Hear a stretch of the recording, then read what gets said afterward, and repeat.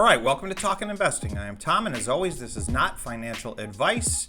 It is a long 3-day weekend in the U.S., so it is time for our 10K Challenge weekly update. So a lot went on in the portfolio this week. After a couple of weeks of not buying anything, I did make several additions to the portfolio.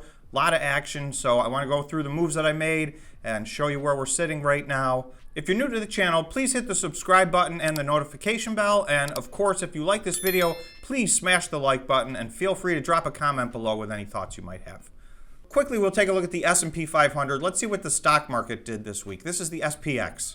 Very negative action on Thursday and Friday. About 30% of my portfolio is Bitcoin mining companies, and Bitcoin performed even worse than the market did. This is basically exactly what happened last week.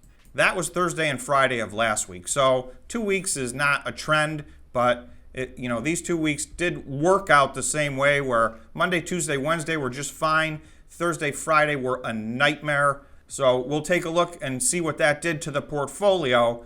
Once again, in the middle of the week, my portfolio was at an all-time high, and by the end of the week, it was not. However, I'm actually feeling very encouraged. I have a very long list of potential buys, but I have strike points at which I'm going to buy them. So things are starting to reach those strike points. So this is what has to be done on red days and red weeks. This is week 7 of, for starters, a 52-week journey, and we believe we're going to go well beyond that. So this is more of a long-term investment strategy portfolio. I could be making much shorter-term trades to mitigate some of this, but the point of this was not to be a day trader. The point of this was to have a portfolio that did not require a massive amount of maintenance, that was more of a buy and hold, average in, so that a lot of you don't have all day every day to be day trading or doing quick swing trades. And with that said, a few things hit my price point, and there are several things that are at or near my price point as well. So now I'm getting to the point where I need to decide what to buy and what not to buy. And again, I don't want to get too low on cash. We'll take a look at my cash situation as well, because I do want to have some powder on the sidelines in the event that more buying opportunities come up. Okay, so this is the updated portfolio. I want to start by going through and showing you the additions I made. Very similar to last week. Monday, Tuesday, Wednesday were great. Thursday and Friday were a train wreck. But this week I was able to find some very good buying opportunities, I believe, on Thursday and Friday. So these are ranked in order from largest to smallest. And again, there's not a drastic difference between the largest and the smallest. You'll see 3 new companies added to the portfolio this week.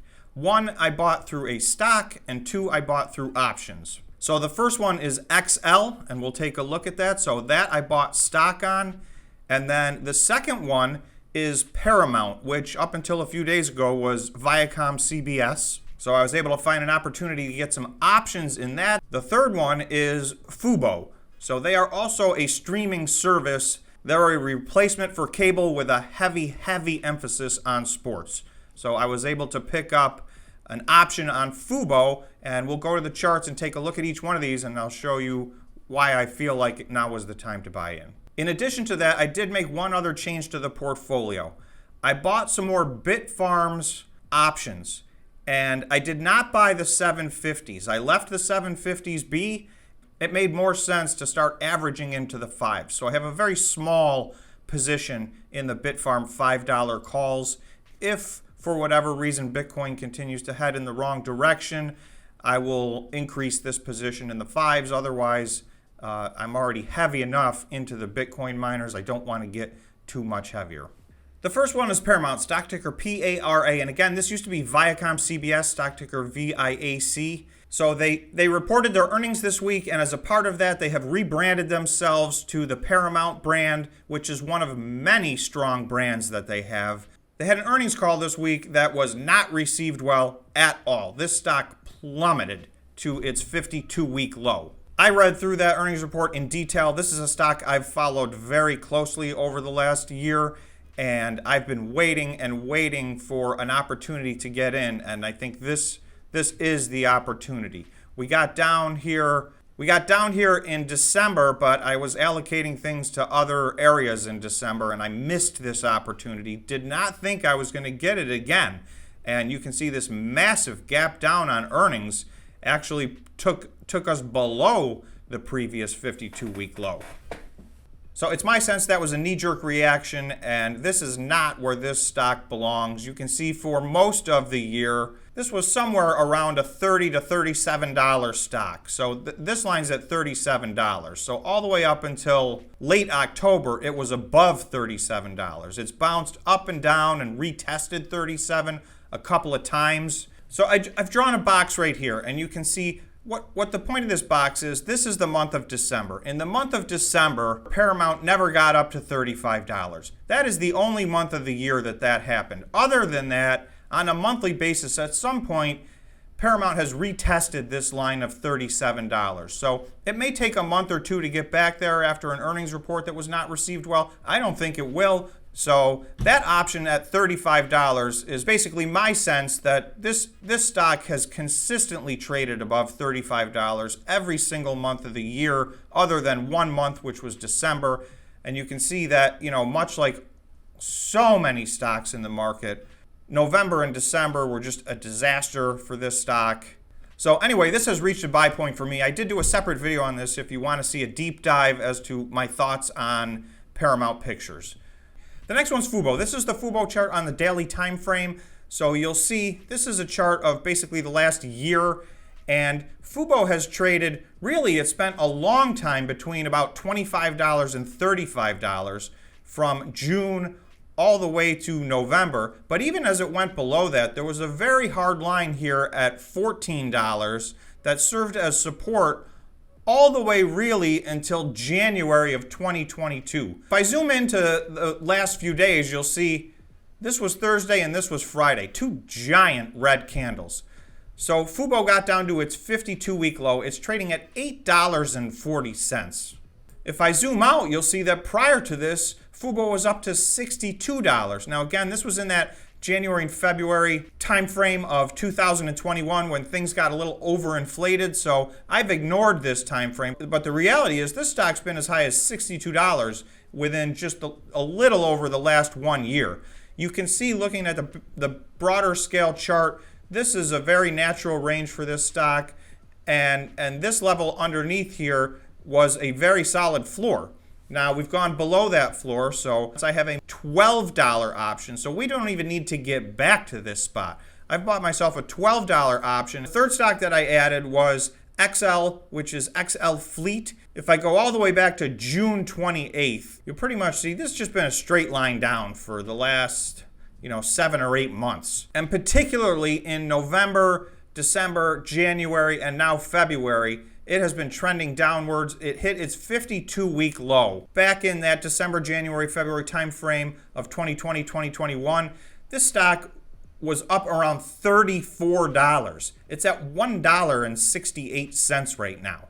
So again, this was probably overbought, but in my mind, this is certainly oversold. This stock is now 95% off of its highs. So this stock has traded down to the point where it has significantly more net cash than it has market cap. So if I zoom in a little bit here, I've got a green line at their net cash, not their gross cash. This is minus their any debt or liabilities. So this stock would need to go up over 50% just to get back to a value of the net cash that it has in the bank. Never mind its fair value as a business. So just to get back to, $5 threshold, which seemed to be support for quite some time, that would be a 235% increase in the price of this stock.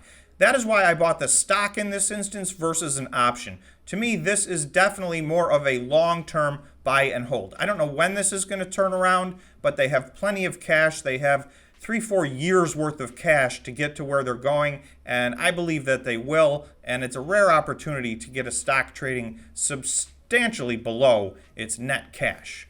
This is what the portfolio looks right now. I want to show you Friday's results. With Paramount and FUBO, I bought these after the drop. So these are about the prices that I'm in. So these two really did not hurt me. So these numbers I'm not so much looking at, but you can see just on Friday, the rest of my portfolio, my largest position, CleanSpark, was down 13%. So Arrow, my second largest position, was down almost 7%. Hut was down 7%, Curiosity was down almost 6%, and my Bitfarm options were down over 6%. So Friday was very difficult. So let's sum that up and take a look at what that did to the portfolio. All right, so this is just Friday's results. The portfolio was down $522 on Friday. This is very similar to last week. This portfolio is down over $1,000 on Thursday and Friday. So again, had I been day trading or swing trading, some of that could have been mitigated, but that is not the point of this portfolio. This is not for the person who has no job and is day trading all day long. These are buy and hold positions. So we got to take the good with the bad. So on days like this, where we're down $522, I was able to buy into some new opportunities based on the fact that the market had pulled way back. I've twice been over $10,000 in the last 2 weeks, only to fall backwards based on the market's momentum. However, again, almost everything I own is stock, so we haven't really lost anything if these things do what we want them to do over the course of time. However, it was a tough week. We were net negative this week. So if we look where we ended the week, we ended at $8,365, and I have $1,551 of cash on the sidelines. So I did use some cash. This is about as low as I want to go. So if I do buy in, I'm really going to wait for some excellent buying opportunities because I do not want to be left with no cash on the sidelines. Silver and gold are now positive on the year. They hit that threshold last week. They maintained that. They both went up this week. So these are now positive on the year. Everything else pulled back this week. And you can see the 10K challenge now pulled back to minus 16%.